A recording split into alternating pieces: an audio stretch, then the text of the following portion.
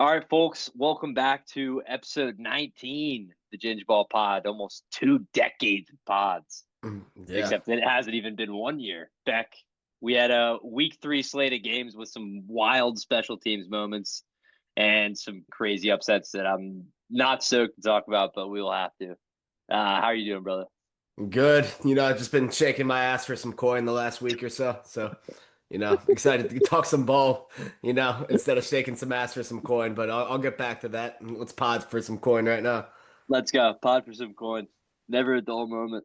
Let's get into the first of all, let's start with the Thursday night game.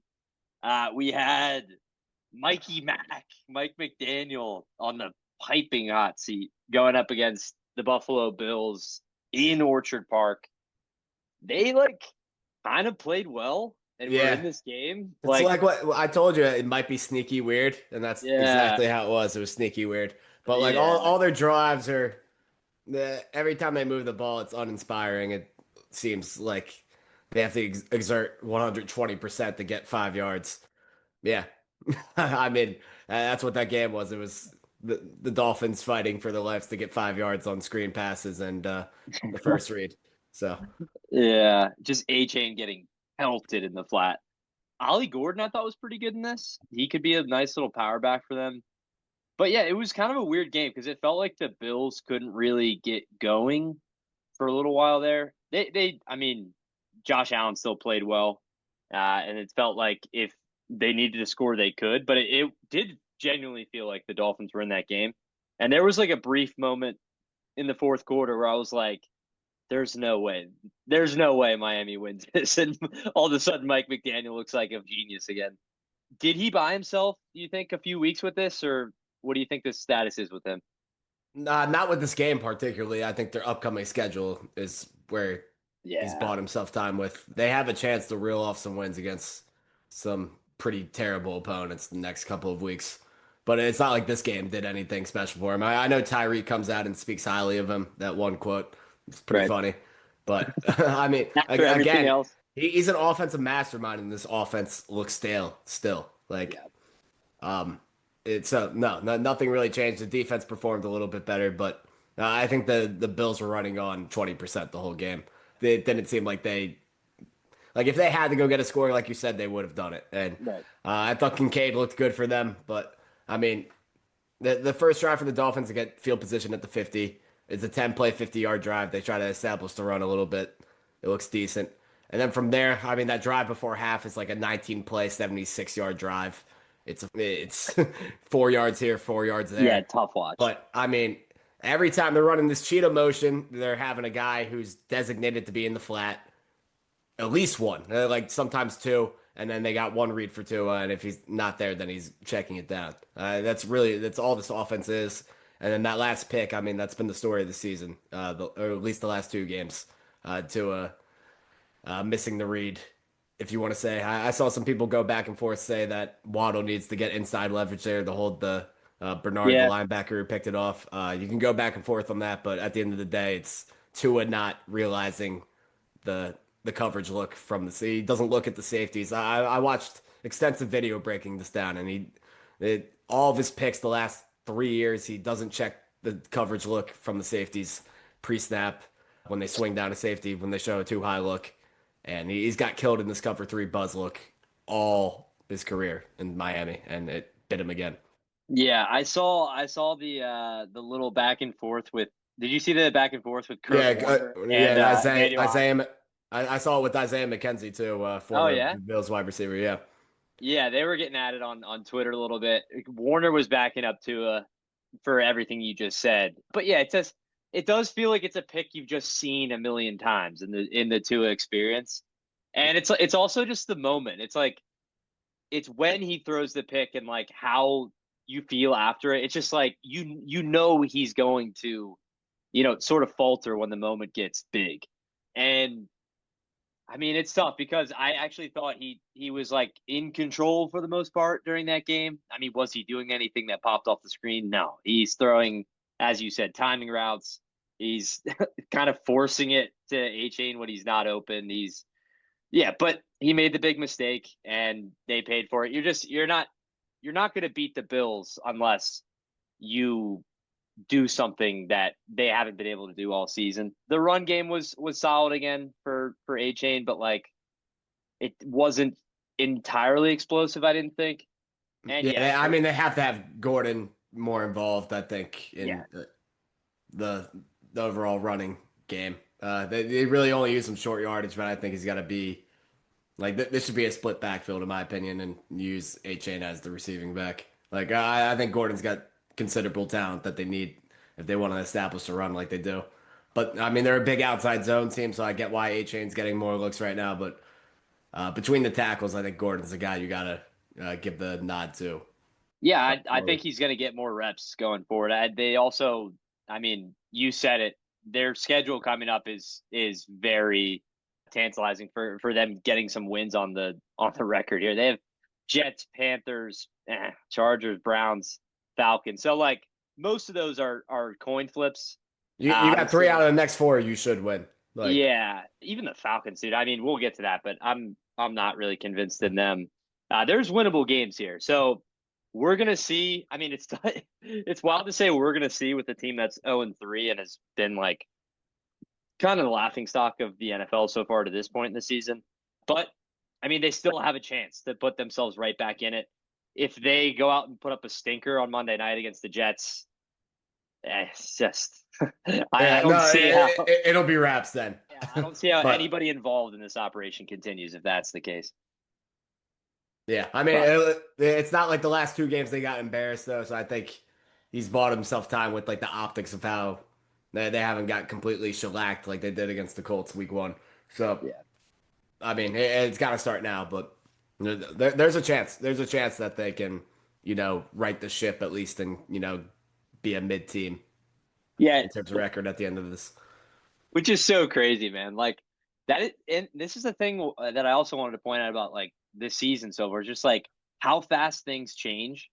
Like we'll get into this with the Packers, but like how many people just thought that the Packers were a complete juggernaut coming into this week, and now it's like they're tied with the Lions in the division, and who knows? Like all this things change so fast in the NFL. If the Dolphins can put together even two wins in their next three or four, this could potentially change. I also think it depends on who they beat. Like if they beat, say, the Jets and the Browns, and they lose the Panthers, Chargers, and Falcons, that's not good enough, man. Like I think you have to win a game that you're not expected to for this to continue for Mikey McD to keep his job. Yeah, But yeah, yeah. So Dolphins, tough one, but I thought they at least showed effort in that game. Let's move on to I thought a pretty surprising outcome, which was the Vikings absolutely dominating the Bengals. Carson Wentz getting the start, being efficient. I'm not sure the passing offense was, you know, anything too special, but they were able to run the ball with Jordan Mason, and he had 7 yards per carry. The Bengals offense was absolutely abysmal. Browning looked lost. And yeah, I mean, this could be a tough spell with Browning at the helm. I like you, we talked about this last week. We thought that, he'd be able to sort of keep them afloat during this, and them starting the season 2-0 helped. But if it looks this bad with Burrow out, I don't know, man. Like it could be Jover. What do you think? they got to get a semblance of a running game going. I think that's where I mean, it was a problem before Burrow. Chase Brown's averaging 2 yards per carry on like 47 carries this year. Yeah. 47 for 93. That's not going to cut it. So the offensive line isn't holding up their end of the bargain. I don't think Chase Brown's been any good at all this year either. But No. I mean, you need something to help Browning out. Yeah, well, we didn't think it was going to be this bad. I mean, this was crazy. No. Isaiah Rodgers outscored the Bengals by himself. Yeah. I mean, Dude, he had a crazy yeah, game. yeah, one of the best games in NFL history, counting stats wise. Yeah. Two What was forced it? fumbles, Yeah. interception return for a touchdown, fumble return for a touchdown on a fumble he forced. I mean, like, Insane, you, dude. you don't get much better than that. That's a big time win for the Vikings, though. Now you're 2-1, and I mean, everything feels different after because that Falcons game on Sunday night felt like the world was falling upside down. I Yeah. feel like this just gets you right back into a good position. You're right there in the NFC North. You're tied with everybody else, the Packers and the Lions. For the Yep. Bengals, I don't want to overreact to this game, but I think they need to find a running game, like I said, and their defense is still shit. Their defense has to be able to force timely turnovers. I think it's the only thing that can, keep the other team from scoring. So those are two things that they're going to need to happen to win games in this rough schedule coming up because they play a lot of good defenses, man. Yeah, So I don't know. I don't know if Chase Brown is like the three down bell cow answer right now. I don't think he Maybe is. try to find somebody else trade wise, or try Taj Brooks out. We know P Ryan's not a guy who Smash can P be. Yeah, Ryan. yeah. I mean, you're searching for a needle in the haystack here, but yeah, that's where it's got to change. I still think the weapons on the outside can make some noise if that does end up, coming to form. But yeah, I mean, Jamar Chase, two disappointing games so far this year. T. Higgins invisible in this game. Those are your two tickets to success. You need those guys to be free, and if nobody respects the run game, it's going to be hard to do that. Yeah, yeah. I mean, 10 carries for 3 yards for Chase Brown is really tough, man. He didn't get anything going. And I just don't think the Vikings defense respected Browning at all. I think they were they were getting pressure on him whenever they wanted because that Bengals offensive line's not good. The run game didn't get going. Jamar Chase had that fumble. Yeah, it just a nightmare performance that kind of makes you wonder about them going forward.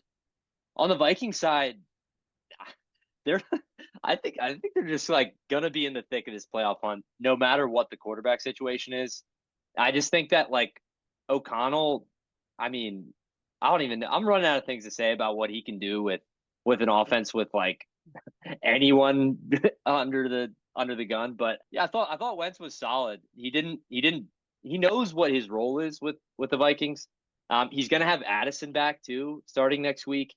So I mean, this offense, and I also think if you're the Vikings, what's the point of even like bringing JJ back for like a good 4 or 5 weeks? Like let him just kind of sit back and until this goes absolutely haywire. Yeah, we'll see, man.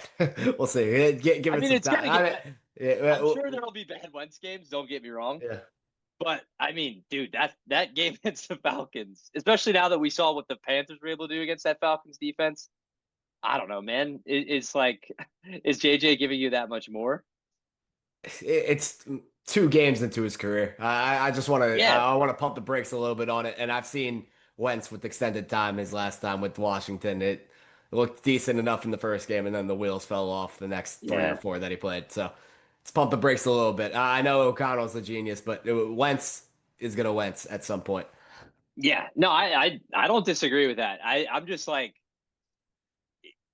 I just don't JJ. think it's like a foregone conclusion with JJ's back that No, it's gonna be no, like sit no, back and watch Wentz perform. no. I don't think JJ's. I'm not like out on JJ. I'm just like I wasn't convinced Yes, that you are. I'm not holding you to it. I Fuck. was hoping on JJ in the offseason. But he doesn't seem even in that Bears game when I know he had that comeback, but he just doesn't seem ready to me yet. And I do think like him sitting for a few weeks and getting his head sorted and just like sitting back, being in the QB room and having some conversations, watching some film could Are be you saying good. while he's injured though, or are you saying like once he's healthy? I mean, he is injured. He does have a Yeah, but high. I'm saying when he's ready to, like he's not injured anymore, he comes back week Oh, I 7. mean, Do yeah, you want him to but sit and watch 2 games? Is that what you're saying? Or are you I saying think like this no. is good I'm for him to saying sit back and watch while he's injured? while he's injured, and you don't have to rush him back, is what I'm saying. Yeah. You don't have Okay. to like. I think had this week gone really poorly with Wentz, and it's like he looks like how he's looked over the past few years when he's had chances, and he has like all these turnovers and dumb plays. You might be like, all right, JJ, come on, man, like let's get through this PT. Let's get back out there. Now you might just be like, okay, we can wait, an extra 1 week, 2 week. I'm not saying. I'm not I saying. don't disagree. Then I don't I'm disagree. not I'm saying you sorry. put him like on the IR or something. I was putting some words in your mouth there, and I No, apologize. no, I really no, do. To all our viewers out there, I apologize. I apologize. All right. it's like the Colin Coward when they were talking about Ben Simmons, LeBron. Hey, LeBron James, we're good. We're good. JJ McCarthy, we got Carson Wentz, we're good. But yeah, no, Vikings very impressive. I think them getting Addison back will be big too, especially when you do get JJ back in the fold. I think having another sure-handed receiver, not Jalen Naylor to throw to, will be big for him. Let's move on to another disgusting AFC South game. We had the Houston Texans going to Jacksonville and laying their third straight egg for the Texans. what what do you even say about Do you this? want to talk about this? This I game mean, didn't excite. I no. really don't. This game just doesn't excite me from either side. I'm rather unimpressed with both sides after this game. Are you not? I mean, it's tough to evaluate anything because we knew the Texans defense was good and they were good, but we also had questions about the Jags offense. And we knew the Texans offensive line was the worst in the NFL and they got exposed again. So it's Yeah. tough because it's just we knew everything about this game before it happened. We knew it was going to be gross, low scoring game, and that's exactly what we got. And it's crazy to me because you watch the game and you think that the Jags have like 6 sacks. He only had 2 sacks, but it's just Stroud is under pressure every single play. Like Yeah. it just he can't get in a rhythm behind this offensive line. And I mean, they're running out of opportunities, Yeah, man. I Like, don't hold it against them too. Like besides Nico no. Collins, this weapons group is suspect. Yeah, Suspect. at best. I think Yes. Nico's had a really slow start. Very Um, good. I I really thought he was gonna, have his breakout week this week. Oh Sort of. I Jesus. mean, 107 and a tutty. Not terrible. Yeah, I just pulled up like a random YouTube video by accident. Yeah, it's just they can't seem to get anything going, and there doesn't seem to be a formula to fix it at the moment. Obviously, with the run game too, with Chubb, like I know he's had a touchdown and he's looked like oh it's nice to see him back, but man, they're not getting anything going on the ground week to week, and maybe you start bringing in Woody Marks a little more. I think he Yeah, showed I mean, a he's a couple pass catching flashes. patch. He's got a Yeah, lot of good pass catching ability. It's just I don't think they're ever going to trust him being like probably not. a full down running back for them. I like Marks though. I think Marks is a good receiving option for them, and he's nice after the catch. I'll give you what caught my eye in this game. It's Travis Hunter seemingly switching over the defense primarily now. The Yeah, snap share percentage. This Jags weapons group really isn't that good if BTJ is not going to no, perform up to his standards then. Because Diami's injured now. So, I mean, Bretton Strange is like the number two target on this offense. number one, dude. Yeah, I think he's might as he's well. led them. He's led them in catches 2 out of Yeah, 3 games. yeah. So, yeah, number one by the stats, number two in theory. Um, Which, like, yeah, yeah, and I like mean, we love Bretton Strange, but like, come on. yeah, it's just a far cry from like the feeling that we had about this offense coming into the season where we're like, you get BTJ, you draft Hunter, Yeah, you got a promising backfield between ETN, Bigsby, and Tootin. I still think ETN and Tootin are a nice nice. duo Yeah, there, but it's like this offense doesn't catch your eye right now, and it doesn't seem like they're getting the most out of these guys, and that's disappointing. And then for the Texans side of the ball, like I said, the offensive line still sucks, and CJ Gardner Johnson got released today, so I guess he's yeah. got to get into it with the coaches or something. I didn't think his play was that bad to get No, cut, I but thought he was solid. yeah, kind of a dumpster fire in Houston right now. Not feeling great about them, man. I mean, they're scoring 10 points per game right now, so Yeah, I think they're one of the lowest, if not the lowest scoring team in the NFL, which is crazy considering the amount of talent we thought they had offensively. And yeah, I mean, they do have a get back right game against the Titans this week. We'll see how that goes. I mean, that could be those two teams might be on the same level at this point. But then they go Ravens, Seahawks, Niners, Broncos. So, dude, it's tough to see the Texans getting out of this. The good news for them is I know the Colts are 3-0. I know everyone's everyone's loving the Colts, Colts parade. I do think at some point they come back down to earth like even a little bit. And I don't think this division is going to be like, a foregone conclusion. I even think the Jags are still alive in the divisional race for sure. I think like they have at least enough to stick around, which is crazy. Like they're not. I don't think they're a good football team. So like if the Texans can piece together, it's the same thing with the Dolphins. If they can piece together, a few good games in this next five, maybe we're sitting here having a different conversation. But right now, man, they look like one of the worst teams in the NFL. yeah. I I mean, mean, offensively, I don't really see a solution where anything's going to change. I don't. yeah, I don't. It's a bad offense. It's just a bad offense overall, man. yeah. And I do still think that that defense is really good. Will Anderson looks incredible every time I watch. D'Amico's got that group buzzing, but yeah, I mean they're gonna have to figure something out offensively. And Mixon's out for extended time. Like there's not even a, it's not a certainty that he does come back at all this season.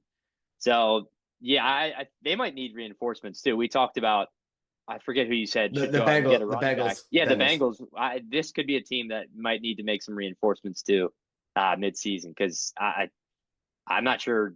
I mean, I it's mean, tough behind that offensive somebody line. should sign Damian Martinez off the Seahawks practice squad. I mean, I thought he Yeah. was a promising back out of Miami. Hmm. Uh, he's kind of pigeonholed behind Sharp and Walker over there. So I mean, take a flyer on him. That's Yeah, a I guy. mean it's tough though because like who's going to get anything going behind that offensive line? But yeah, I mean, it just feels yeah, like they need a spark right now, and they don't have it. So yeah, that's a tough one for the Texans. Let's move on to another AFC South clash. We had the Colts taking the Titans behind the old woodshed. You picked the Titans. We thought this might be a trap game, but Danny Dimes and the Colts keep rolling. And I think they only punted once, which was their first punt of the season. What'd you see out of this game? yeah. I don't regret picking Tennessee. No, I don't. Let's Uh, go. Should I apologize for it? Maybe, but I no, dude. I stand on what I say. Fuck, dude. The Colts looked really good in this game. Jonathan Taylor is the best running back in football right now. Yeah, he is. Carving up, and yeah, I mean, if you're gonna punt one time in 3 games, then be my guest. I mean, who could have expected this? So Yeah. yeah, this is a destiny run right now. I guess hand up, my bad, Colts fans. Let's go. I mean, who Yeah. saw this one coming? Nobody. Yeah. Nobody. 3-0 though. You're 3-0. You're in a good spot. And look, I'm happy for you. Indiana Jones looks great. This whole offense looks like it's in unison. Looks like they respect the quarterback. But we'll see. I mean, the NFL gets real fast. You get the Rams this week. And I'm Yep. going to be picking the Rams. I'm just here to tell you right now. I don't want to spoil anything for the viewers at the end when we pick all our games, but that's a game I will be picking the Rams in. And I don't want to spoil anything, but this is what I'm gonna do. and for Tennessee, I mean, you were in it for a little bit. I mean, it got out of hand, but just keep fighting, man. Just keep Yeah. fighting. Motivation Yeah. from the real. Yeah, it's kind of fun for the Titans because like it's all these games are so low stakes. So I mean, it's kind of fun because they can play a bit more loose. They don't really have to worry about winning and losing. Callahan's definitely gonna get fired, man. He's egregiously bad. I just want to bring up one point about Taylor because I agree with you. I think he looks incredible, and when he's healthy, he always looks incredible. I found this stat over the weekend, and it kind of blew my mind. Where do you think he is all time in rush yards per game? I mean, probably getting carried by that 2021 season where he had like, I mean, the average over 100 a game. And Yep. he's kind of nicked up. I mean, so he's probably around like 90 rushing yards per game. And that would put him like, say, like eighth all time. Fifth. Yeah, Jesus. he's fifth all time in rush yards per game at 90.7. So you're right on the money. Yeah, he looks like, and I said this when we were watching the game, but he looks like Saquon in New York. It's just like he can really, and or Derrick Henry in Tennessee. He can really just put an offense on his back, and that's not to say that the rest of the Colts offense hasn't been good. It has, but I do think he just makes them a much better group, and he just makes them explosive when otherwise I don't think this Daniel Jones led offense would be able to have these kind of explosive plays. But when you have a Jonathan Taylor that can just sort of change the game and wreck the game, you have to worry about him. And it all of a sudden you see Downs getting 12-yard out. You see Alec Pierce with a 45-yard catch or whatever. So yeah, I mean the Colts have been really fun to watch. This is the story of the season so far. Obviously Daniel Jones. It's just the fact that he's been able to keep doing this without making basically any mistakes. They haven't turned the ball over. Yeah, I'm incredibly impressed with them. I'm still like there's just something that's just in the back of my head like don't fall for it. Like it feels so Darnold Vikingsy. Yeah, I mean, they'll probably finish as a 7-win team. Fuck. Yeah. I'm 7-win team. kidding. Probably be 7-win team. No, I mean they'll be in the mix for the division, but yeah, I don't know, man. I really don't know what to believe. I'm gonna have to take a deeper dive on them. I'm not gonna sit here and act like I'm watching full Colts games. I'm not. The most I watched of them was the Broncos game. I watched a decent amount of that, but Yeah. I wasn't tuned in. The Colts Titans, man. That doesn't get me going. Like, Doesn't fire you up? nah, I'm good on it, to be honest. The classic, I'm good on it. You know what I'm good on? The Las Vegas Raiders, man. They suck. Let's move on to Raiders at Commanders. Yeah, when you speak on Trey Tucker's name, put some respect on it, all right? He is a dog, dude. I mean, he had some garbage time action, but I mean, fantasy wise, especially if you can get him on your waiver wire, 8 for 145 and 3 duds. Yeah. He looked good. But yeah, man, the Raiders defense is absolutely atrocious. You had Marcus Mariota looking like Lamar Jackson in this one. You had Yeah, he tried to pull an Oregon Mariota move. yeah, did you see the fumble? Yeah, like holy, but 41 on your head top with Yeah, Mariota in that backfield. Like you're letting Jeremy McNichols get busy for a 65-yard rush. Are we with a beast. serious? He had a beast mode run. Yeah, like what are we doing, dude? Actually, what are we doing? And I mean, Gino's counting stats are fine, but this offense doesn't get the ball to its main playmakers. I mean, that's kind of been the story. Jetsy's got to get more involved in the receiving game. That's Yeah. number one. Brock Bowers does as well. Um, yeah, I mean, but all the explosives from this offense this year have been Trey Tucker. Like week one against the Patriots, he had a long one, and then this game. And nobody, Brock Bowers had a couple 20-yard catches week one against the Patriots, but besides that, where are the explosive plays coming from on this offense? Yeah. Yeah. The offensive line was really bad in this one. Yeah, I mean, that's the story with a lot of teams, man. The bad teams, their line is just terrible. Yeah. Dude, Washington was living in their backfield. They had 5 sacks. Dorrance Armstrong for Washington has been like one of the best defensive linemen in the NFL, 28-year-old former Cowboy. But man, it just felt like Gino was running for his life every play. The pocket was constantly collapsing, like in his second step. And yeah, they couldn't get Bowers going. Unfortunately, he made some nice plays when he did get the ball, I mean, you see it too. Like sometimes just force it into him. Like he had like 2 separate plays where he makes a contested catch, similar to the AJ Brown catch where he catches it right at the sticks and just stiff arms somebody and just says, "Get off me." Bowers had a couple of the same plays where you just kind of put it in his vicinity and he'll make a play. Like it feels like sometimes Gino was trying to be a little bit too cute. And I know that maybe he couldn't get in a rhythm with the offensive line being as bad as it was. But yeah, man, the Raiders, and we said this after the Chargers game last week. They're concerning to me. They don't do anything particularly well, which is never Yep. good. Like I don't know a single phase of their team that's good. Their special teams was terrible in this one. They had the big Debo kickoff return that he almost housed, and then Jalen Lane scores a punt return later in the game. Their defense was making Mariota look like Yeah, I mean, they're letting Luke McCaffrey get busy.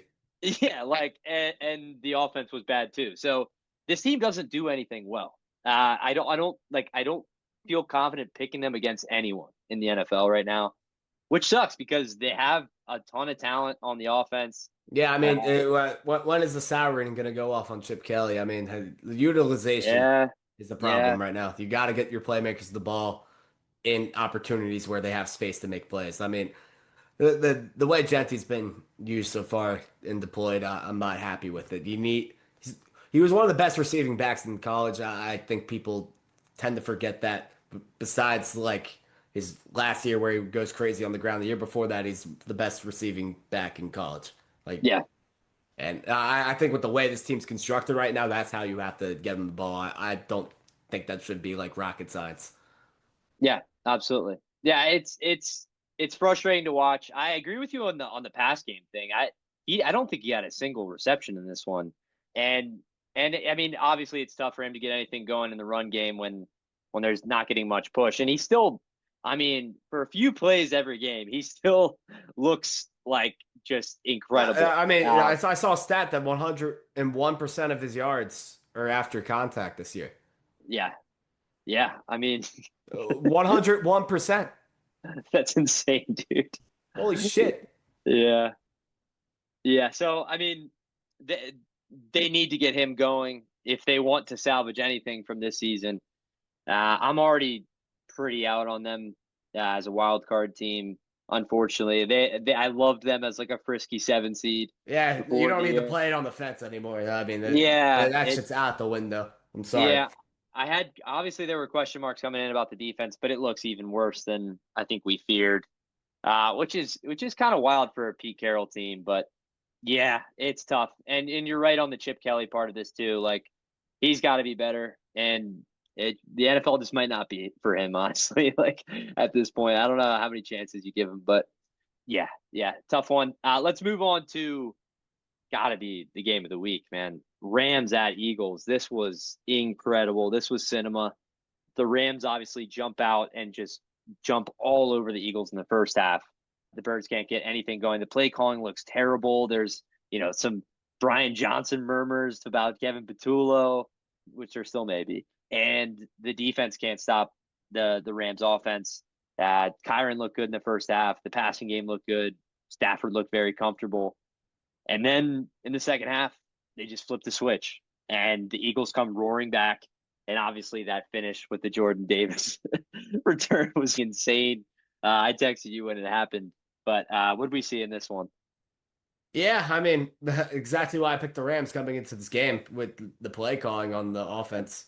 I mean, the first half was a carbon copy of the Kansas City game. They look anemic. It's just, I mean, no interest in, making any explosive plays passing the football. And then when they're forced to, they can do it. I mean, they have the personnel. So let's stop with the high school offense stuff and let's commit to running a normal offense for a whole game. That's what I want to see from the Eagles. I'm happy with the win. They found a way to win. Special teams like Jordan Davis get loud. That's big time shit to eke this game out. But it does scare you that with all these close games that they're winning at the start of the season, it scares me personally. Yeah, Like I just don't think you can luck out every single game winning like this. I don't think it's a formula to repeat as Super Bowl champions. So I'd like to see them play a complete game, offense and defensively, against a really good Tampa Bay team who's also 3-0 next week. yeah, that game's gonna be big. Yeah. And then I mean, just things I saw in terms of like the defense, that their linebacking core with Bond and why is his name eluding me right now? Jahad Campbell. Jahad Campbell is nasty right now. And when you Yeah, get N'Kobe back, it's going to be interesting to see how they use all three of those guys in the fold. But I mean that has been like the core of this defense, I feel like right now. And then Jordan Davis also as defensive tackle, he's been dominant. Him yeah, and Jalen Carter up front. So cornerback two is still a question. I mean, you saw the last drive, they go to Puka, 6 straight plays on Ja'Cory on Bennett. Bennett had a couple nice plays there, but I mean, yeah. He's getting picked on. yeah, it's how they choose to play defense right now. They put Quignon on the number two, and then they kind of try to just let the number one eat and force you to go to him every time. That's been the story of this defense so far against the Rams and the Cowboys. So those are the a couple question marks I have, but overall, I'm pleased with the Eagles eking this one out. I thought it was an impressive, show of resilience and fortitude. Yeah, I think it's good to see that they can still win games when they play pretty poorly. And this is the thing that they've done in the past in the Sirianni tenure. They're able to win games that a lot of times they shouldn't win. Um, and this was one of them. And do you think that there's anything out of that second half that do you think it was just the game script made it so that they could play that way and maybe the Rams eased up a bit, which led them back in the game in the first portion of that second half, or do you think that that's maybe something that they can do more consistently going forward? Do you think I it was mean, more they can do it more consistently, but their main focus on offense is not turning the ball over. right? So, in terms of what the Eagles have going, I think it's reproducible. It's just that their main goal and their ultimate thing that they want to do is not turn the ball over. So they get run heavy and don't put Hurts in harm's way. But I don't think you need to have kid gloves on Hurts anymore. I think he can handle the shit himself. And honestly, I think he can call plays. And it's a mystery. A lot of people think he was calling the plays in the second half of that game.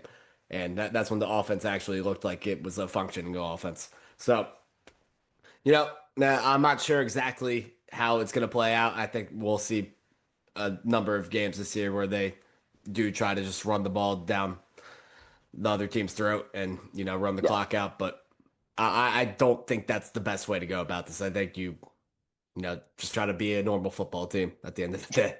Yeah. Yeah, especially against the Los Angeles Rams. Like this isn't a Yeah. team that you can kind of bully in the trenches. That's where they're strong, and we saw that in the first half. Yeah, I think there's something to what you said about sort of how they treated Hurts in the first half. It's just I think that yeah, they had training wheels on and they weren't allowing him to be, the elite quarterback he can be. And it feels like sometimes they don't trust his arm with the play calling. So it was good to see in the second half that they sort of, you know, let him fly free, and I mean the offense looked explosive. And it looked inevitable. Like it just felt like they could get 15 with AJ Brown whenever they wanted. Devontae Smith looked really good. It was just a very functional, competent, elite offense in the second half. And then that's got to be what it is going forward. Because otherwise, yeah, they're not going to reach your ceiling if they don't play that way. I'm with you. Hell yeah, brother. But obviously, they get two field goal blocks, the one being, the game ender, the game winner. And yeah, so I mean, you get out alive. I think even had the Rams walked that off with that field goal, I think you might have felt the tiniest bit better about the way they played in that second half.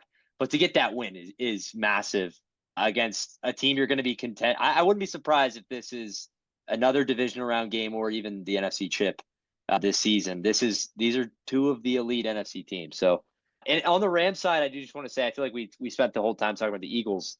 It's tough, obviously, when you blow a 26-7 lead in the second half. But I mean, I was very impressed with the Rams. The fact that they were able to jump on the Eagles the way they did. Obviously, you gotta be able to hold on to that lead.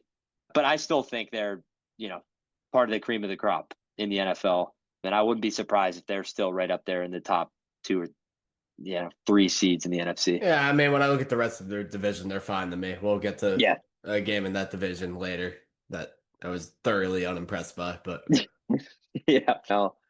But yeah, so great win for the Eagles. Huge morale booster, I think. And yeah, they kind of own the Rams right now. Let's move on to yikes, an NFC South stinker, another South Division stinker. no, no, no. Let's not move on. Let's get to your boys. Come on, hey, I will get to my saving boys. this shit, saving this shit for. We'll get to my. I'm doing it in Uh, the order that Google has all it. right, all right. So the fact I also just don't want to talk about that, but we will get to it. The Falcons lay an egg. I wasn't the only NFC fan to have their team have a stinker. They put up 0 points against the Carolina Panthers, whose defense has been porous this year. Bryce Young, I mean, was Bryce Young even like that good in this game? No. I thought like, I'm.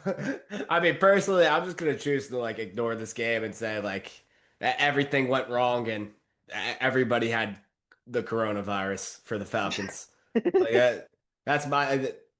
It can't be this bad. It just can't be. There's no way, right? I mean, there's nothing to be happy about after this. Absolutely nothing. no. Like the Panthers didn't even play well on offense against you guys. Yeah, that's the thing, man. There's It's like, I yeah, don't know, man. 0 points against the Panthers though. Like the clock management before the half, throwing it to the middle of the field to Mooney, like that was a bad look. The picks were bad.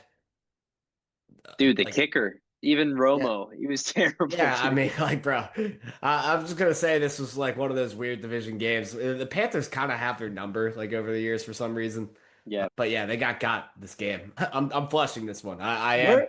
I don't know why I'm Yeah. giving them the benefit of the doubt, but I mean they didn't look this way the first 2 weeks. So Yeah. Where would you say your worry scale is on Penix right now? Because I was I mean I haven't seen extremely him look worried this about bad in any other game he's played. So Yeah. Yeah. I'm, I think for now I'll, you I'll can. say like a 4 just because it was like just so atrocious. But I mean I'm a fan of him still. I think he'll figure it out. But I mean Atlanta fans have they get on you quick. I mean I've seen some of the Yeah. tweets like they're fed up. Dude, I've heard people calling for Kirk, man. Like there's some Yeah, crazy shit yeah. on the internet right now. I think their main thing is figuring out how to get touchdowns in the red zone. I mean, that's the Yeah. thing that's plagued them in 3 games, which I think is actually, you know, it's a sustainable trend at this point where you can be concerned about it. This game was just a shit show all around. I will give them a week to, fix the perception on what we just saw. But yeah, Yeah, very concerning. It is very concerning. I'm not going to sit here and lie to you, but I just don't think I can take this game at face value and be like, this is just reality. I think this was otherworldly things were happening, and you know, we're yeah. talking about it. I will say I don't. I'm not like entirely sure I've come out of any of the Falcons games so far this season and been like over the moon about Penix. I thought he was really good in the Bucks game, and he controlled the Vikings game last week on Sunday Night Football. But he had like 130 yards last week. Like, and this week, the thing I notice about him is he kind of does the Tua thing where he like, you notice how he like whips his head back when he throws? Like he takes his he like looks off a little bit before he throws the ball. And it's just like it feels pained a little bit. I don't know if that's like a new thing. I'd have to look back and like really study his mechanics, but like it looked Yeah. especially bad in this game. And when you throw like a telegraph pick six like he did, and then the other bad pick he had later in the game, it looks even worse. But I'm not, yeah, I'm by no means am I out on him because I think he's between what he did in the back half of last season and the first 2 weeks this season. I think he's done enough to at least be stamped as like a solid QB. I have like high hopes for him, and this was worrying for those hopes of like the upside with him. Yeah, I'll have to dive in more. Like maybe more tape is out on him right now, and it will look shitty going forward. But I'm not ready to say that yet. Yeah, I'm not by no means am I out on him, but that's a worrying performance against a team you should really take care of. And a chance to really like cement yourself towards the top of the NFC. And now you're looking at 1-2, which is tough. But yeah, I think I wouldn't be surprised if the Falcons are able to bounce back. Let's move to Steelers Pats. You can see I'm saving my boys for the end of this. But the Steelers get a win in this one. This is a really ugly game. I can't wait. It's like the same exact conversation we have every week about the Steelers. Yeah, and Um, the Patriots too, man. Like, uh, yeah, the Pats are. I think I'm pretty confident in saying the Pats are just like not what we hoped. It's similar to the Raiders. I think it's like they're not as frisky as we thought they were. yeah, I Obviously, mean with May's good, and then like there's no the offensive line is bad, and there's really no playmakers on this offense that at least Vrabel trusts right now. I mean, we're playing Ramondre and Antonio Gibson over Travion Henderson. yeah, Uh, and Ramondre's been all right, but yeah, it's tough. Like, two fumbles in this one. I mean, that has plagued him his whole career. yeah, Tough look. I yeah, mean, that you fumble 4 times in this game. Holy hell, man. yeah, yeah, it's I tough. mean, that's what lost them the game. I don't come away impressed with the Steelers at all, man. I don't. No, no, And they're banged up, so like I'll give them that for the deep, but their defense that but they got bailed out with the fumbles in this game because the Patriots were able to move the ball, like, and that's yeah, without really any weapons. yeah, and it's another game where the Steelers don't move the ball on the ground at all. Like, I guess Warren's going to be their guy running and in the pass game, and it just doesn't seem to be working at all. He had 2 yards per carry in I this mean, one. DK Metcalf's like a 30-yard per game guy at this point. Yeah, like Shit nobody on the sucks. This team. shit sucks to watch. Yeah, there's just nothing down the field with this team. And we talked about it. It's a facet of who Rodgers is at this point in his career and his mobility or lack thereof. I will say we were worried about Watt, and I think a lot of Steelers fans were too. It didn't look like he was 100% early in the season. He looked like TJ Watt in this game. He had 2 sacks and he was pretty dominant. He had a big play on that fumble recovery. But yeah, it's tough. It like this every time the Steelers win this year, it just feels like I come away like, but it just doesn't. There's no like I don't feel like they're frisky at all. I Yeah, I just mean, don't. I story of the last 5 years, besides like the first half of last year, where it did kind of look promising with Wilson for a little bit there. But I mean, we can move on, man. Like, I don't have many words.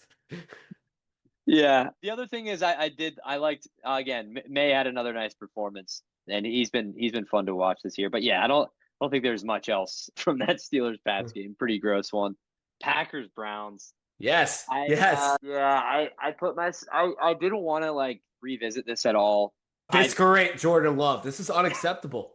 eviscerate. Yeah, I mean, the thing about the performance from Love was it was just a super conservative, like offensive play calling game as a whole. So he never really got in like a rhythm. That pick was obviously terrible. You can't do that. And it's it's similar to the Tua pick. He so it's Kraft going up the middle, up the seam, and it's Wicks running a slant. And he looks off Kraft and immediately throws the slant, and the linebacker reads it and he's just already throwing the ball, so he can't like you either tuck it and like have one of those awkward fumbles, or you just throw it. He short arms it, linebacker picks it off, and that ended up being the turning point in the game. Obviously, there's the block kick, but the pick was really what brought the Browns back into Yeah, it. They just and had you can't run the ball in this Cleveland Browns team. yeah, you can't do much of anything. Love, I don't know if you saw that clip of Miles Garrett beating Rasheed Walker off the edge, and then Yeah, Rasheed and run, Jordan. run, Jordan, run. It was like a cartoon. But yeah, they were just getting in the backfield whenever they wanted against what has been an elite Packers offensive line. Obviously, Zach Tom is not healthy. He got hurt on that first drive. And missing him on the line is just really tough. They look like a completely different line. And the Browns just, even Malik Collins, I thought Malik Collins was great in this one too, beyond Garrett. And yeah, they couldn't get the run game going. Jacobs only had 30 yards with like less than 2 yards a pop. And Golden should have housed that. Did you see that? Yeah, That I mean the momentum kind of let him out of bounds. yeah, it there's a lot of space there, man. Like I think if he knew where he was and he was a little further from the sideline than I think he thought, I think he could have cribbed I'll let that. him know you said that. All right. Yeah, please do because that would have been 17-3 and that would have been GG's. But yeah, I mean they let him hang around. They just couldn't get anything going offensively and this was a game that was about as close to the Browns getting shut out as it was to them winning the game, and the pick just completely flipped everything. I was actually like, had this ended 10-3 and a Packers win, it would have been like kind of like a gritty, like it would have been a good feel. It would have been like you win like a gritty one against the Browns when you play like shit and their defense goes off, and you just and your defense plays well too. Like it would have been just one of those like whatever, flush it out. The offense was bad, you move on. Now it's like that's a disaster loss, dude. That is an Yeah. absolute nightmare. I do think we have a home game this week at AT&T Stadium, so that should be good. AT&T Stadium. Yeah, Cowboys. Oh, all right, all right. Fair enough. Fair I enough. wouldn't even see how long it would take you to figure that one out.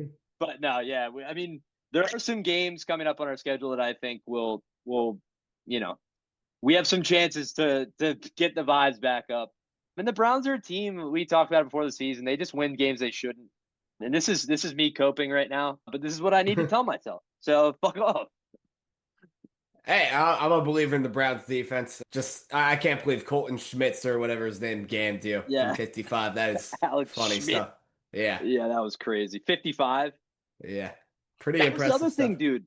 Oh, this guy is the worst kicker in the NFL. He's not hitting a 55 yarder to win the game, and he just catches it, dude. Yep, straight fate right there. Yeah, really tough. So, yeah, I mean that's that's a really egregious loss. That's a loss that like you open the door for the other teams in the division to, just feel like they can win the division again. Now the Lions are coming off a win against the Ravens, which we'll get to, and the Bears get a big blowout win, and maybe they have some good vibes going. The Vikings are 2-1. It's just you had a chance to go 3-0 and just keep yourselves as this, top team in the NFC. And, they looked like I mean, this is a loss that we've had over the past few years.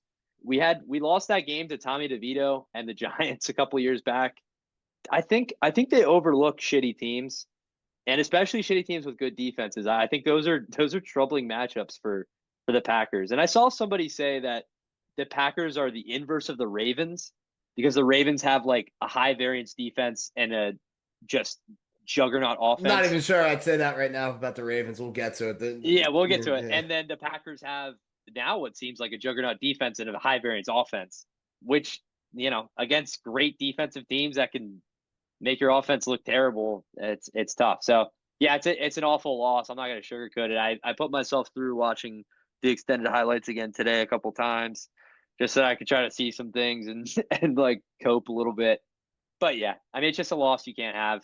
It's good that it's early in the season to kind of flush it out. But yeah, let's get to another wild one from the early slate. The Jets and the Bucks, man. This was a wild game because similar to that Rams Eagles game, the Bucks just jump out to a 23-6 lead. Baker's balling. Bucky looks great. The defense looks great. Tyrod looks completely lost. That pick six was so bad. And then they just start to chip away. The defense starts playing better. Tyrod starts to feel comfortable. Brees has a couple nice runs. And all of a sudden you look up and the Jets are in this game. They get that field goal block, return for a touchdown, crazy athleticism from McDonald. They take the lead, and then Baker does what Baker does at the end of ball games and just ices it. What'd you see from this one, and what can we take away here? I mean, so another game-winning drive from Baker. I mean, this is three Yeah, to start the season. That's crazy stuff. Aaron Glenn was getting busy on the sidelines. let's go, let's Some go. some great moves there. I mean, when we talk about culture, that's the shit we mean. But yeah, again, just a gritty game from the Jets. I like that they kept it close, but Sauce Gardner continues to get destroyed. Yeah, I mean, Igbuka Yeah, was dude. exposing him So was all fucking Evans a game. few snaps. Yeah, I Yeah, Evans gets hurt in this game, so he's gonna be out for a couple weeks. They're think you hoping get to have, Godwin back. Yeah, yeah.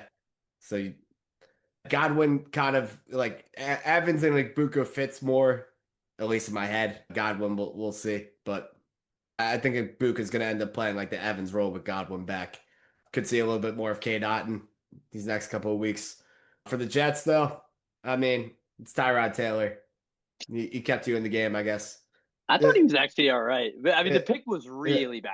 But like, yeah, I don't know. Another game I wasn't tuning in heavily to, but mhm. it optics wise, like the Jets, you have two close games against two, decent enough teams. The Bucks are 3-0, the Steelers are 2-1. Even as unimpressed I am with the Steelers, like that was a good game and a good team to keep close with, and then you get blown out by the Bills. I mean, for being 0-3, it's not terrible. But again, this is why we said the Jets are going to be like a 4-win team. Yeah, it is tough because, like, as you said, like they could have easily won both of those games. Like they could be very well 2-1 right now with just the one loss in Buffalo. But yeah, I mean, it's tough. I mean, the run game was really bad in this one. Brees couldn't get anything going on the ground. He had a decent receiving game. Braylon Allen was a little better, but also had minimal touches. And yeah, it's just for the Jets, it's kind of the same old for them. It's like it's similar to the Salah thing where it was like they were gritty and like doing a lot with a little, but not really turning into a lot of wins.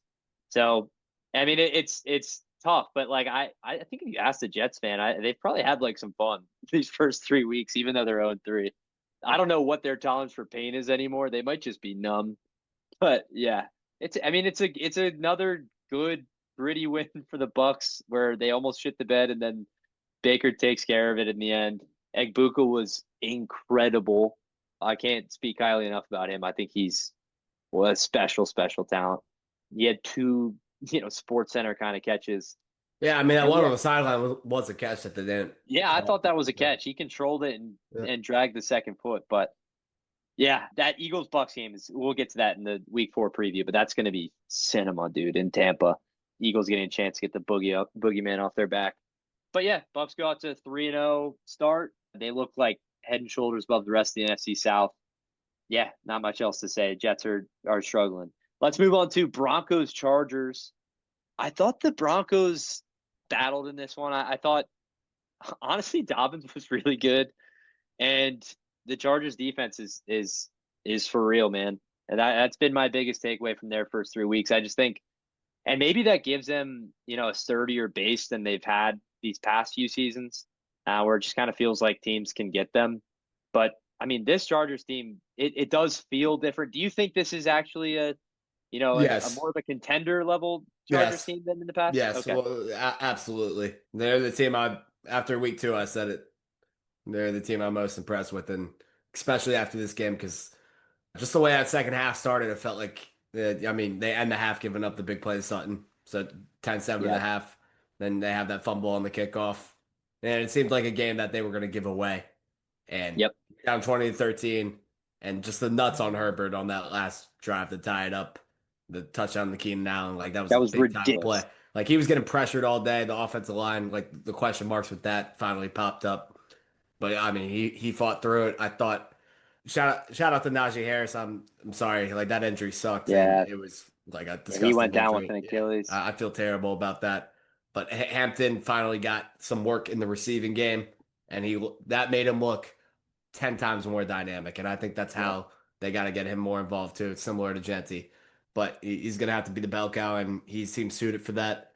And then this receiving core, I mean, Quentin Johnston is when he can catch the football, he's a problem. He's a Dude, problem. I he mean, is 6'4". crazy in the open field. Yeah. Yeah.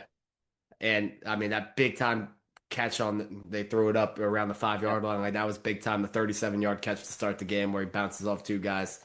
Like, QJ's for real. Keenan Allen still has juice. And then I think Ladd's going to start having some big time games in the next couple of weeks, too. And then also this guy from Syracuse, Rondé Gatson? Gadsden. Yep. Yeah. I Finally got like some him. work. They healthy scratch was Will Disley in this game. So they used Yep. Conklin and Gadsden. Gadsden gets 7 targets in his first NFL action and made Yep. it a couple really nice catches in this game. I mean, you have pass catchers all around here, and I guess it makes sense that they haven't been as run heavy as they've have been in years past. But I mean, this offense looks like the real deal. The pressure was a little bit of a question mark, but I thought they fought through it, and Herbert made big time plays to win this game for them. 3-0 with all three wins in the division to start the year. I mean, you couldn't script it any better for them, and I'm thoroughly impressed. Yeah, they look great. I think they're the best AFC team besides I still put the Ravens up there with the Bills as the top two teams in the AFC. But I mean, at this point, you could make the argument for the Chargers over the Ravens. I personally still would have the Ravens over them. But yeah, I loved what I saw out of Hampton in the run game too. He got way more carries obviously after Najee went down, and yeah, he was electric. I think him just being a factor for them makes everything so much easier. Quentin Johnson just actually catching footballs makes the receiver depth look incredible now. And they haven't even used with Trey Harris, the Ole Miss kid. I Yeah, don't know if he's and gonna end up KLS. doing I mean, anything, but yeah. yeah, like this is a really, really deep offensive skill group. Herbert looks great. That touchdown pass, man. Defender in his face, sidearm around it. Like those are, you know, those like vintage, prime Rodgers kind of throws, and he's known to make those. He's definitely silenced some critics early in this season. On the Broncos side of this, I thought their defense was good at times. I thought they got after Herbert a little bit. They had 5 sacks, but the offense, I'm still worried about it. But Where do you stand there? Bo Nix is missing some throws, man. Yeah. And I mean, that's what they showed some firepower in this game, especially like Sutton got free 3 times. They Yep. connected on 2. But I mean, Nix missed Mims on a couple throws, Sutton on that one throw. Troy Franklin had a drop. I mean, there was missed opportunities in this Yeah. game. This was a winnable game for the Broncos, and Definitely. um, Definitely. yeah, might have been a year or two early on them. Yeah. Yeah. But I can see Nick's figuring it out. But there's been, I mean, you can't count him on 2 hands how many throws he's missed this year. Like it pops off the screen. Yeah. Yeah. It's tough because I was obviously I was super high on the Broncos coming in. I'm still not out on them by any means. I think they're going to be just fine. I think they're definitely going to be a wild card team, but they offensively there is something missing. I thought Sutton looked great. Mims and Troy Franklin are really high variance kind of guys. They're like those field stretcher. I think Franklin might have some of the tools to be a bit more than a field stretcher, but Yeah, I'm he's with you so there. inconsistent and just really young still. He's really raw. So I'm not sure you can count on him every week just yet. But yeah, I think there's enough there. And they've left so much meat on the bone, as you said. Like they're in these games against really elite competition. And the teams that I mean, they should have beat the Colts. Whether or not the Colts are elite, we don't know. But they're a 3-0 team, and they should have beat them. They had a chance to win this game, even though that I don't think they played well. So yeah, I'm not out on the Broncos, but it is tough that they get out to this 1-2 start, and it does look like Knicks is, at least for the Yeah. moment, taking a little bit of a slide. Yeah, I want to make it clear too. I'm not out on them either. Just for them like taking a step, Yeah, I don't see it. I think they would still be a first round out. Like that. That's where I see them in my head right now. yeah, they remind me of what the Texans were with Stroud, like in the playoffs. Like you like them to get there, but it's tough to see them taking down, especially if they're a wild card and they're playing one of the better teams in the AFC. It's tough to see them bring one of them down. But yeah, it was a fun game, and we'll see how that division goes the rest of the season. I think it should be fun. Let's move on to Saints Seahawks. There's not much to say here. The Saints got a little broed. The Seahawks jumped out to a 35-3 lead early in this one. I think there was Yeah, 7 minutes left in the second when it was 35-3. JSN was getting whatever he wanted on that secondary. Kenneth Walker got going in the run game. Darnold looked great on the move. Tony Horton getting busy again. Horton got busy in both the return game and receiving. Yeah, I've never seen a team have to fight and scratch for like 3 yards like the Saints did in this game. It like Olave on every bubble screen. It just, I mean, Yeah, it seems he difficult to got generate a peppered. yard. Yeah. I still don't think Rattler looks like terrible, man. I wouldn't say that. It's just Nah, he was fine. yeah, it's an overmatch of talent. Good for the Seahawks. They needed a win like this because I think they do have the tools to be a double-digit win team. It's just Yep. about taking care of business every week, and they very well should be 3-0 right now too. Yeah. But good for win for them just to like stamp themselves at 2-1.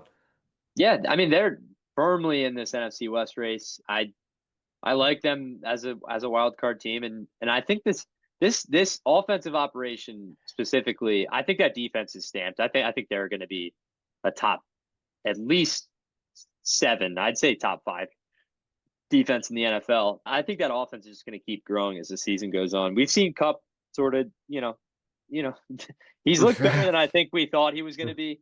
He wasn't like great in this game, but he had a couple, longer catches. If Horton could be a factor, that would be big. They still haven't really gotten. We talked about last week the tight ends involved at all, which is interesting because it does feel like they're the kind of team that would benefit from, especially when they Yeah, have 2 tight ends that are pretty but I mean, when competent. you're playing off play action like that, that feels like Yeah, the Barner way to looks go. like Yeah. solid. Like every time he gets a target, it feels like he comes up with like a 15-yard catch. So yeah, that's something to maybe look forward to for this offense to grow into. We saw some Drew Lock snaps.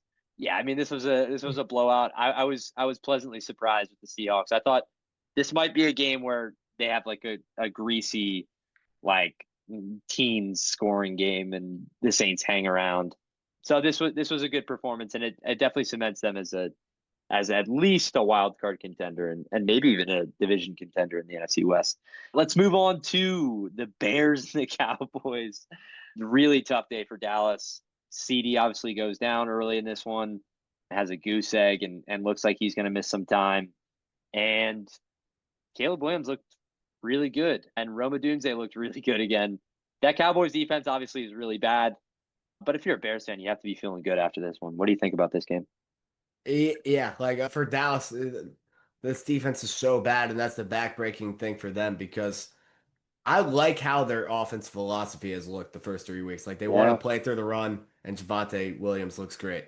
yeah, And he was good again. like they would have success doing that if they had a defense that was competent, but they have to play from in game scripts where they have to throw the ball. And now without CD, I think it just completely like shoots their chances. They don't have weapons outside of Pickens and throwing 5 yard routes to Ferguson. Like Ferguson's gonna be peppered these next couple of weeks with CD out. But yeah, I mean they can't run their offense the way they want to with the defense that gives up points every single drive.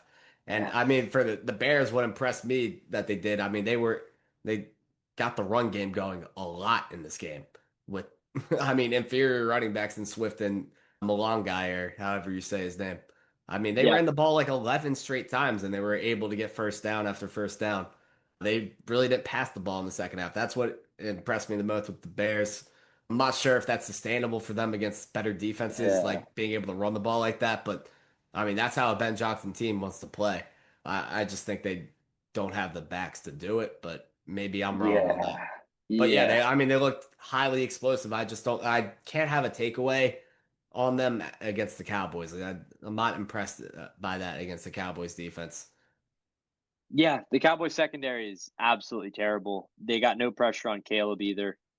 I Yeah, mean, I'm like the flea flicker they threw up, they pretty much threw it up to the sky and like gave you all the time in the world to get after Caleb, and nobody laid a hand on him.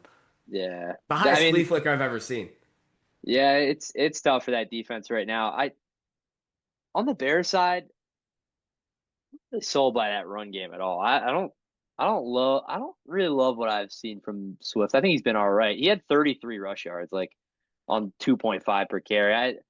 Yeah, And he I also, mean, I saw a stat that he has, among all running backs in the NFL, who when he gets touched at like the first contact he has is, I think, the most yards in the NFL. Like it takes the most yards for him to get touched, which means the line's actually holding up pretty well, and his expected yards per carry are like the lowest in the NFL.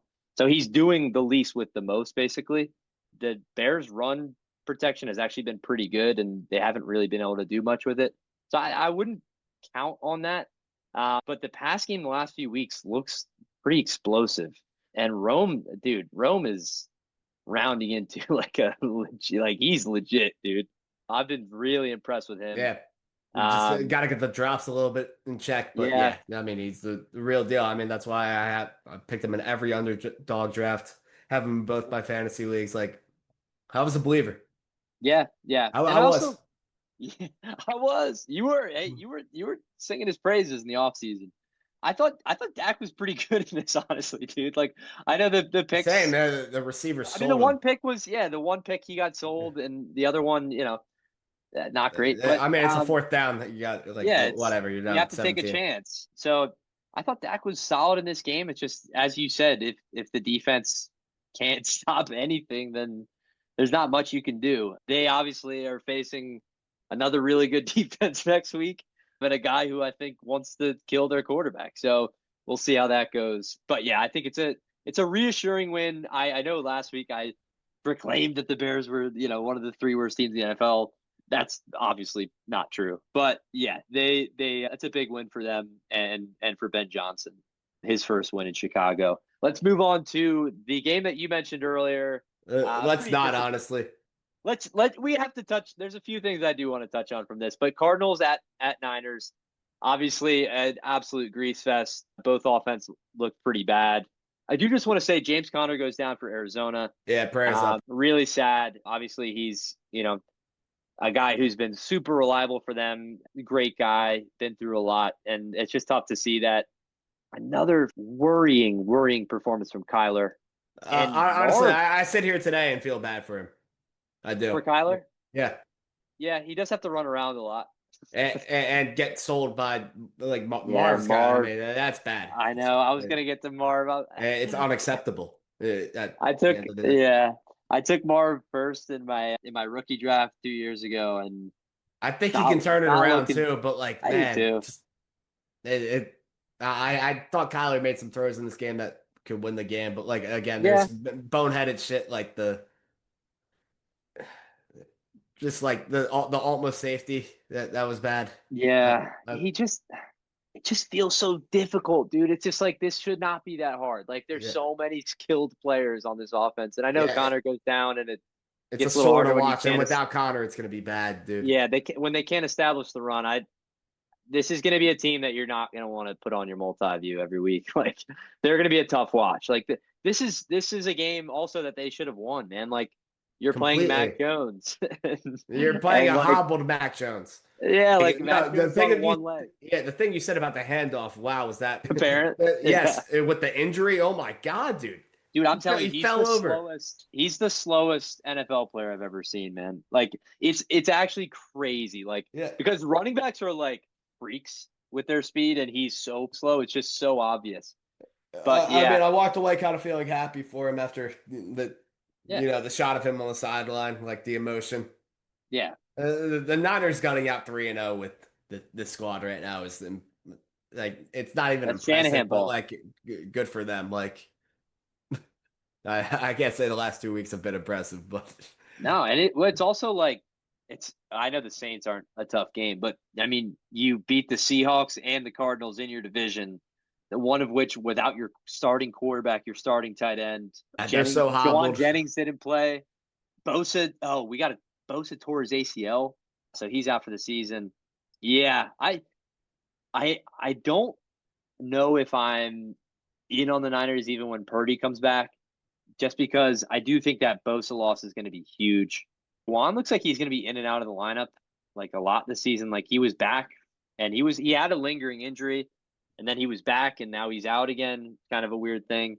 Obviously Kittle's banged up and you don't know what's going to happen with Yeah. CMC. We know his history. Just feels like we'll never see him at full strength, but for them to be 3-0 right now, I Yeah, mean, very impressive. shout out the organization for that. I mean, it's from top to bottom, you have to be, formidable as an organization to even have this happen. So, Yeah, and they lead the NFC West right now. So, but yeah, I think obviously if you're a Niners fan, you have to feel good about that start and about getting two divisional wins early too. Let's move on to the Sunday night football game. Chiefs Giants, another one that's not much to take out of this one. Obviously, the Chiefs get their first one of the season. Russ and the Giants, I think, have sort of showed their ass. I think we knew that the offensive outburst they had in that Dallas game was probably not reproducible, and that appears to be the case. And now it's Jackson Dart time, as we learned today. What do you think? What do you think about that news? And what did you take away from this game? I mean, I think Cam Scatterbo might save New York Giants football. Personally, like if Dart pans out, like that duo with them, like that could be really dynamic for some reason. For some reason, I'm a believer in that. I am. And Yeah, I have Scatterbo Dynasty, so maybe that's part of it. But I mean, Scatterbo is the type of guy that the Giants fans, and any fan base for that matter, would get behind. I mean, this guy's fucking electric, seeking out CTE. I love it. Peyton But Hillis yeah, vibes. I mean, in terms of Russ, he just wasn't able to. I mean, he pretty much threw the game away in the first half when it's six Yeah, six. They have the ball in KC territory. A lot of missed opportunities for the Giants in this game, but that second interception that he threw, trying to get Neighbors on a jump ball, where I mean, it just wasn't there, man. yeah, You don't have like Neighbors has no chance to run under that. He's 5 yards behind the pass. Bad throw. I mean, the first one was bad too, but at least there was yeah. like, This is the punt. yeah. Yeah, I mean, but that game was on the table for the Giants to win. It's not like you come away happy with the yeah, Chiefs' performance either. So many headed plays from them, and like the backwards passes, Pacheco not really running a yeah. That flat was route correctly. crazy, dude. And then he spikes it after the Yeah, backward pass. I mean, they have no running game still. All the same problems still are here. That it seems like they're just awaiting getting Rice and Worthy back to hopefully save this offense. Tyquan Thornton again, he's the only bright spot on in this passing game. So, Yeah, uh, Saquon's been good, man. yeah, Yeah, and I know that Patriots fans kind of liked him when he was coming out of the draft, so it's good to see him get some shine there. The run game is non-existent for the Chiefs still. And obviously, this isn't a defense where you thought that they'd have success, but I mean that's three straight weeks where this run game just has nothing. And when Mahomes doesn't do it himself, it's yeah. you I got nothing. also thought Brian Burns was a problem in this game. Yeah, he was a Yeah, dog, dude. Yeah, I mean that Giants defensive front we talked about. It also feels like Abdul Carter's starting to he was kind of slow to get started in this season, but it kind of feels like he's coming into his own and also the way they're utilizing him is kind of cool. Like they drop him back sometimes and he plays almost like a linebacker in some of their scheme of stuff. So yeah. yeah, I thought some of their corners had some flashes in this game too. I'm forgetting their names right now, but Debo, yeah, Paulson Debo. yeah. Adebo had a couple good plays in this game. It's just yeah, you're gonna need Dart to pan out, and if he does, I think this team does have a chance to like get it together. But that's all you can say for the Giants. I love how Scatterbo looked as well. So Yeah, yeah. Yeah, so I mean, Chiefs get a win. I know that it wasn't pretty, but do you think that this can sort of set them up to become the Chiefs that we've become so accustomed to? Or are you still really worried about? not with the current guys. I need to see Yeah, him with Rice and Worthy back, and then I'll probably change my tune if it looks better. But like right now, no. I mean, yeah. I think not at all. Rice. I think Rice is going to be huge for them. I don't. I'm not sure. I know that Worthy gives them a field stretcher, but They I just just need think, guys, man. I mean, like what they have yeah, right now is not yeah. I mean, I guess anything. Taekwon coming in and just like being the guy Yeah. immediately kind of tells you what you need to know. But yeah, I think even isn't Jalen Royals that kid they drafted this year? They drafted a second round receiver this year. He just hasn't played. I think he's been hurt too. So yeah, Yeah, I maybe they haven't get some seen him. guys back in the fold. But yeah, good for the Chiefs to get a win for their playoff chances there. And the Giants, let's see what Jackson Dart's got, man. I'm kind of excited to see what he has. I know the Russ experiment was fun in that Dallas game, but obviously, if Daboll wants to keep his job, he has to try something. And this was the obvious decision. Let's go to the Monday night game last night. This was awesome, man. This was everything we wanted out of this matchup. The Lions, obviously they had that huge blowout win over Chicago last week and sort of got their swagger back. And the Ravens looked like sort of a juggernaut. And the Lions came out and really imposed their will on this game. I think obviously that fumble that Henry had where Hutchinson comes up behind him, that was a huge game changing play. And another, fumble from Henry in a big moment, which is tough because he's been so awesome for them. But yeah, what'd you see from this Lions team? And are they back amongst the contenders? Yeah, I mean, play calling, they got whatever they wanted running game wise. Montgomery, huge game, 72-yard Yeah, rush. he Gibbs was was great. getting busy. Amon-Ra was getting busy in the pass game. I forget the guy's name, the coordinator, the passing game coordinator Morton. that they hired from Denver. Good showing from him in this game. I mean, the creativity, that one play where they run Amon-Ra in the backfield with Gibbs and they run the option off of that. That was beautiful. Just a lot of good things from the Lions that is reminiscent of last year and Yeah, shows that like without Ben Johnson, they're still the same kind of offense. And then defensively too, like the second half defensively, they yeah, end up with 7 sacks in this game. And I feel like it was both like the pressure that they were generating, the Ravens offensive line struggling, but also Lamar holding on to it for too long and trying yeah, to like be in the pocket. Like it's a combination of all those things. I don't think it's like just the offensive line for that matter. But I mean, to get 7 sacks against Lamar is crazy. Like the contain yeah. was nuts.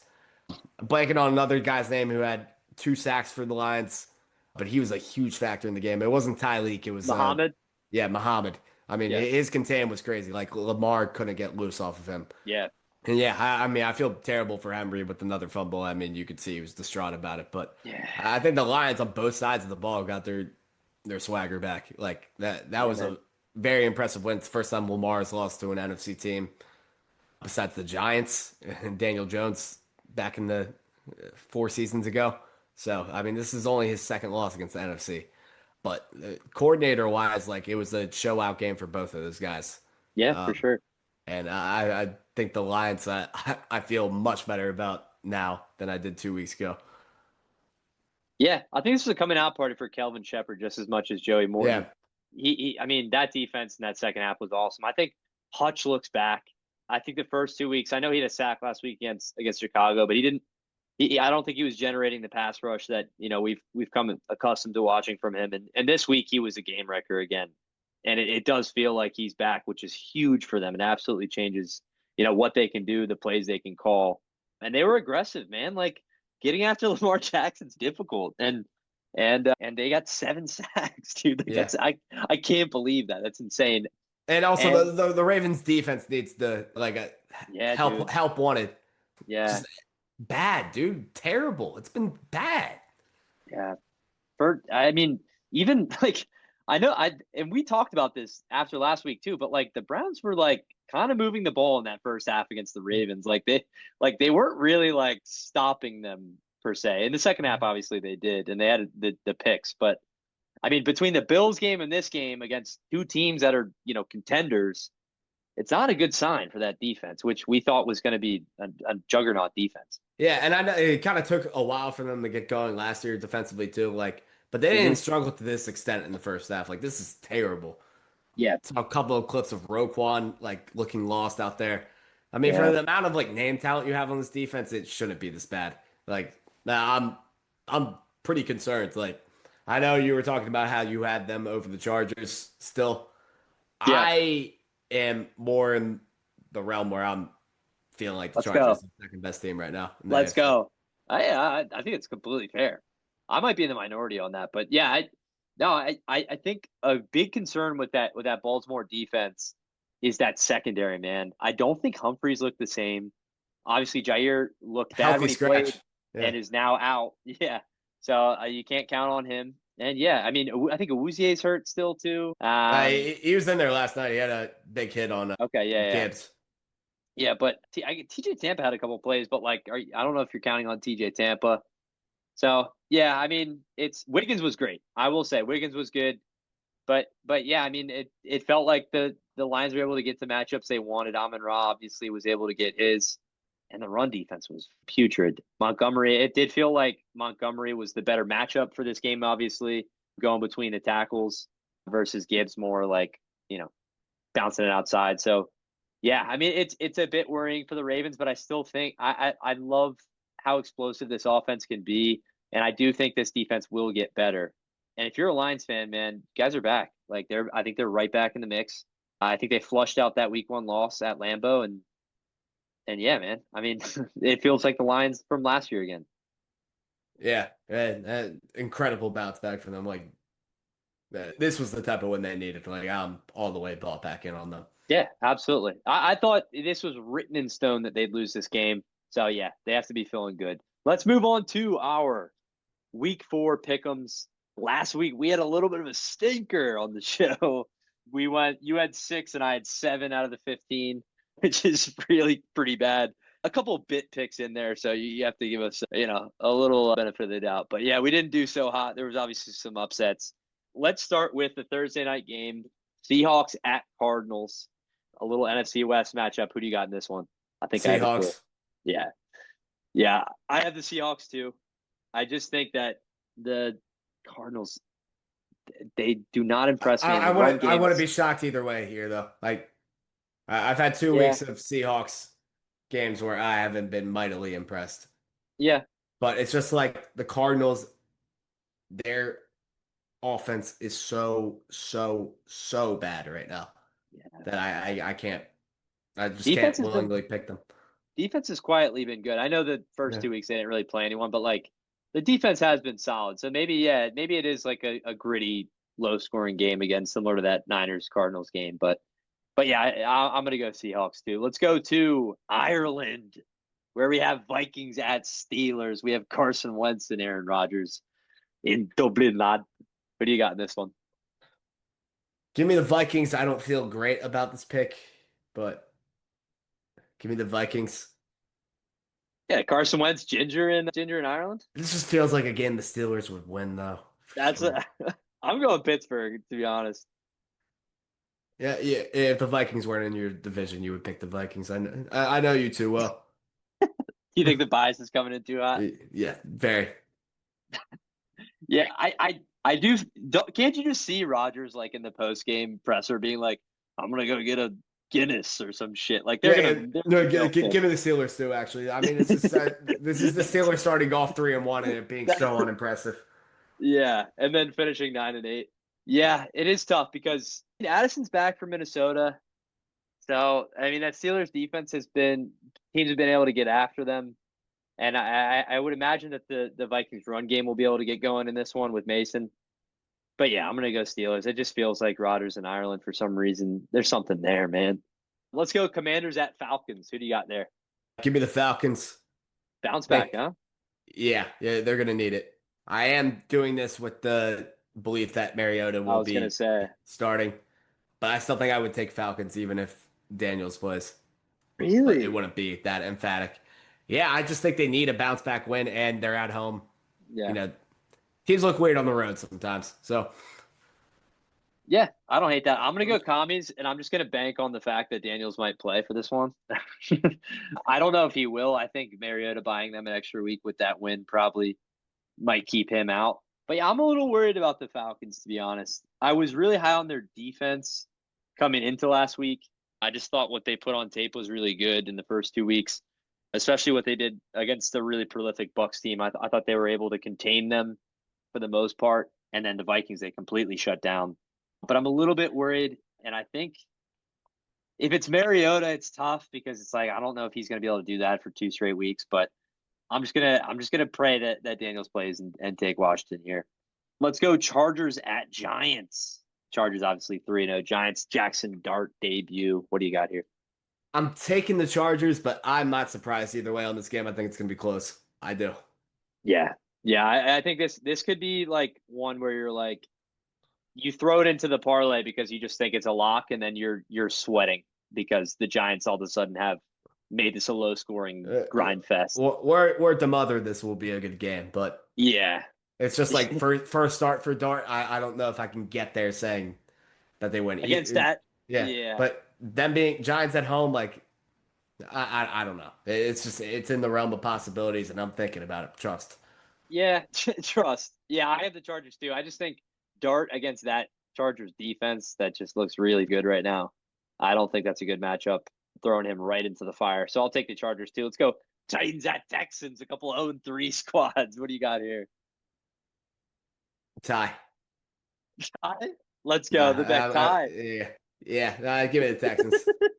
Yeah, I was gonna say I feel like the Texans gotta get one on the board this week, man. Yeah. If they don't, I mean, dude, I don't know what you do. Do you just fire everyone? Like, if you lose to the Titans this week with the talent disparity in this game on both sides of the ball, Yeah.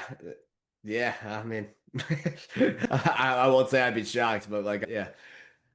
Yeah, I mean, I will say I think this is going to be low scoring. It's going to be ugly, but yeah, I'll go Texans too. Let's go Eagles at Bucks. This game is going to be really fun in Tampa Bay, Raymond James Stadium. Who do you got here? Give me the birds. I have a feeling that they will be normal on offense this game. I do. I like that. And it's not like the Bucks have been they're 3-0, but I mean, it's not like every team they've played they've looked great against. I mean, it's coming down to the wire. Yeah. You've beat 2-0-3 teams at the buzzer right now. And then a Falcons team that you're not impressed with too. So, I Yeah, mean, it's been gritty. This is a team that has owned the Eagles in Tampa Bay pretty much. I mean, the Eagles got one 2 years ago, but I just feel like, especially without Mike Evans, I like the Eagles' chances in this game. Last year, they weren't healthy at all. They're very healthy coming in this one. So give me the Birds.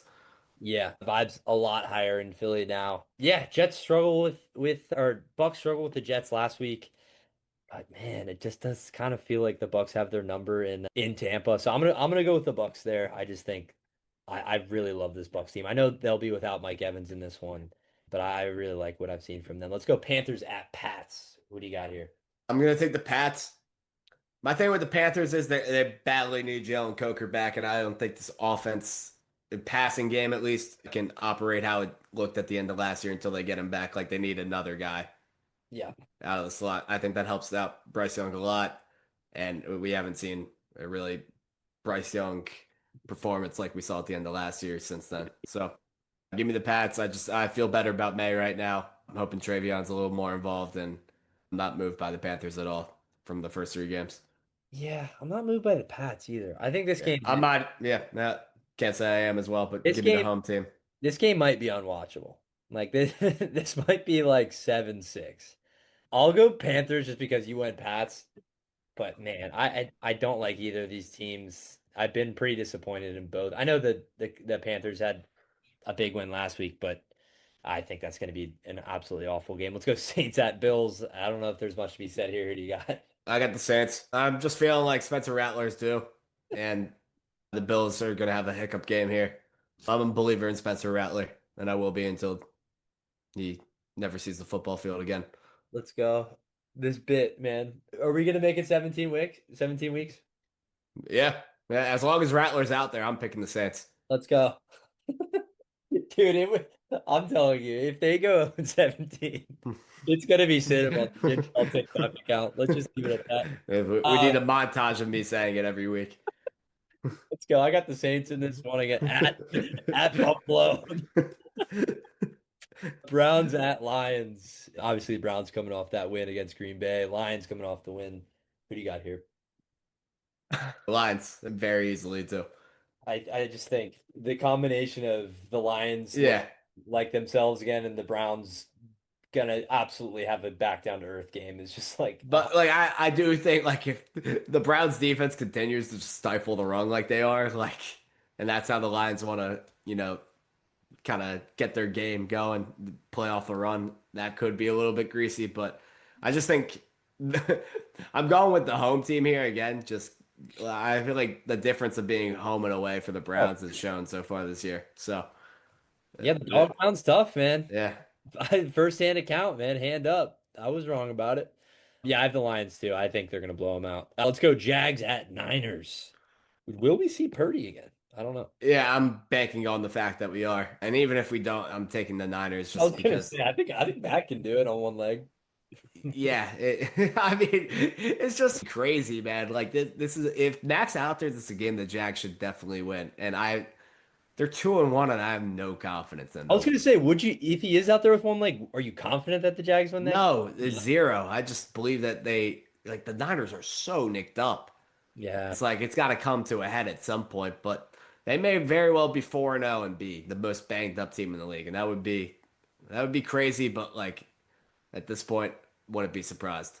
No. It's Yeah, Bosa being out will be tough because they won't be able to get as much of a pass rush. But yeah, I got the Niners too, dude. I'm out on the Jags. I said this before the season. I'm not sold on Trevor Lawrence, and yeah, the weapons look tough right now. So until they prove it to me that they're able to score more than like 15 points, I'm gonna go with the Niners. Let's go Colts at Rams, a primetime game that we didn't think would be before the season. Who do you got here? Rams. Yeah, yeah, I'm gonna go Rams too. I think they're gonna be pissed off this week. And I think this is just the perfect spot for the Colts to come back down to earth.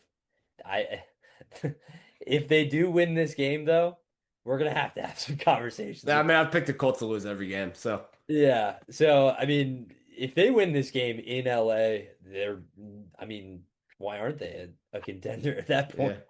Yeah, but yeah, I just have to bank on what I feel in my heart that they're not. And I'll go with the Rams too. Bears at Raiders. This one's gonna suck. Who do you got here? Part of me wants to take the Raiders. Come on, do it. It's gonna be a high scoring one. Yeah. I'm gonna go Bears though. Yeah. Yeah, dude, I think the Raiders are really bad. Like, Yeah, me too. Me I too. think Caleb's going to be able to get after them. It feels really similar to the Cowboys game. It's like the Cowboys and the Raiders are really similar teams when you actually like think about it. They're like sort of personnel wise, they're very similar. And I think that's the kind of team that the Bears will look good against. Yeah, I will say the Bears did kind of prove me wrong last week. I thought they really sucked, and they are at least like mid. I Yeah. think they'll beat the Raiders in this one. Although it is in Vegas. Yeah, I know. I'm not sold on this at all. This is one I might want to have back at the end of You can the flip. week, but You can I'm flip. not I'm not I'm not flipping. I'm All right. not flipping. All right, let's go on to Ravens at Chiefs. What would have been like the game of the season the past few years, but now looks like it might be one side. Who do you got I, here? I just trust the Ravens talent way more right now, even though like the defenses look the shit as it is. I just can't I can't pick the Chiefs right now in like any game. Yeah. Doesn't this feel like a game that the Chiefs win though? Like Sunday night or not Sunday night football, but like a late window game against the Ravens where like they're completely counted out. Not really. No. Like dude, they can't run the football. And Tyquan Thornton's the number one target. Like if they win then Antichrist. if Yeah, they won then we need the microscope on John Harbaugh. Like that's where I'm genuinely. Genuinely. Yeah, I'm going Ravens too. I was just kind of trying to do a little bit of at. devil's advocate, but I think they kind of blow the Chiefs. Let's go Packers at Cowboys Sunday night football. Packers in AT&T Stadium where they've had some success. What do we got here? I'm gonna take the Cowboys. Just yeah. Are you Uh, serious? yeah. Come on, dude. Yeah, I just think that the anger might be on Micah's side in this game. I think some Yeah. tempers are gonna show. Oh, Uh, absolutely. Do you think he gets ejected? yes. Wow. Can you bet on that? Is that a thing? Probably not because Yeah. there's money to be had there.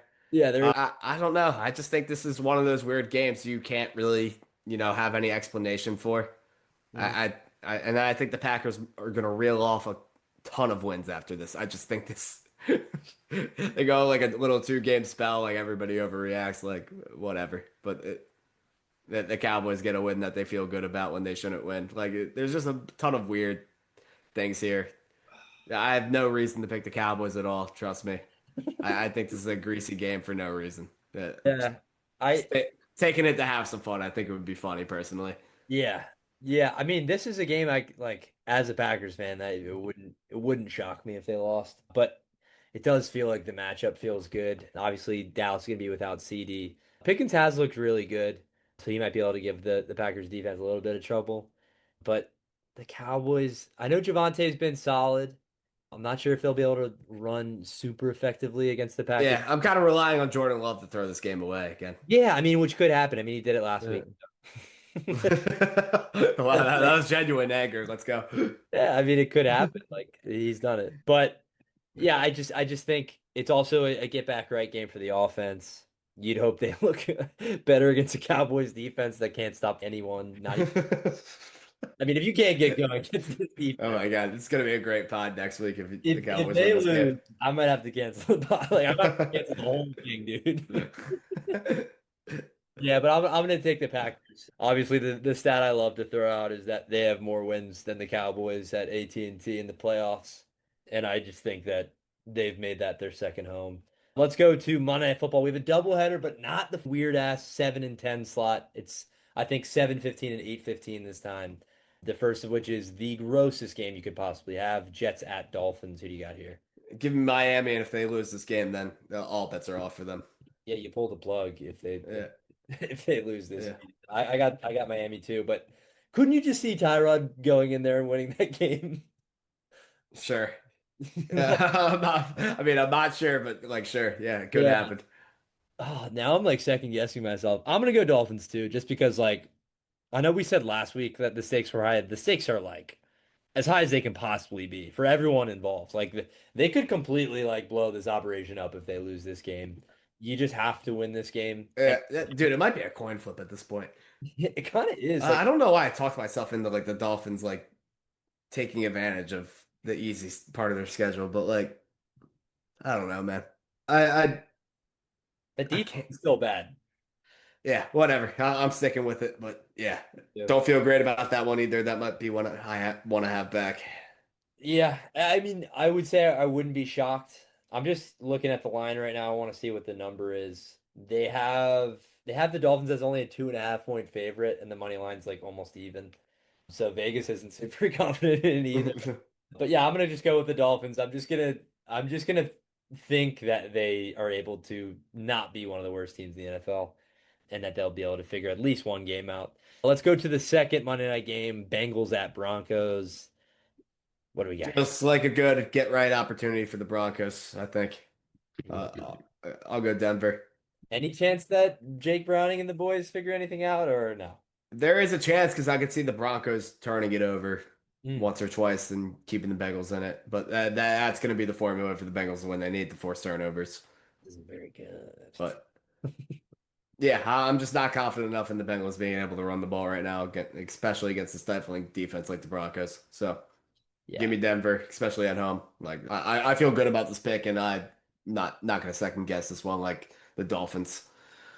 Yeah, no, I'm very, very confident that the Broncos win that game. I will be absolutely trying to get some coin on that. Yeah, I got the Broncos as well in the Mile High City. And Beck, we got games again in 2 days. That's the thing about this season, brother. We got games Yeah. almost every fucking they're gonna soon Uh, it's gonna be games on like Wednesday and Tuesday too. Yeah, and I hope one team scores over 20 points in this one because Yeah. I'm not very confident in that happening.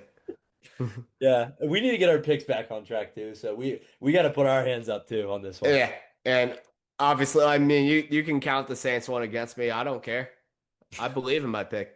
Yeah, you throwing a pick in the garbage, you just lighting a pick on fire every week's pretty I'm funny. not. I'm not though. You believe you believe Watch this. Highmark Stadium is Spencer Rattler's second home. You talk about second homes with AT&T Stadium.